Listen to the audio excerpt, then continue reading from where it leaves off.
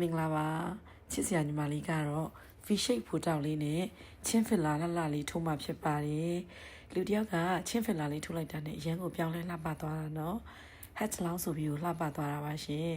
ချင်းဖစ်လာလေးရဲ့ fish shape လေးရဲ့ထိုးပြီးတဲ့ပုံလေးပါချင်းဖစ်လာလေးထိုးလိုက်တာနဲ့မျက်နှာလေးကတွဲရှည်ရှည်လေးဖြစ်သွားပြီးတော့ fish shape လေးပါထပ်ထိုးလိုက်တဲ့အခါတော့မျက်နှာလေးကတွဲလျပြီးတော့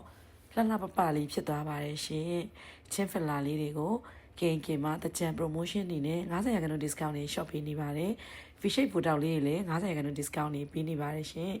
ယုံကြည်စွာလာရောက်အားပေးတဲ့ညီမလေးရေကျေးဇူးအများကြီးတင်ပါတယ်တကြံ promotion နေနဲ့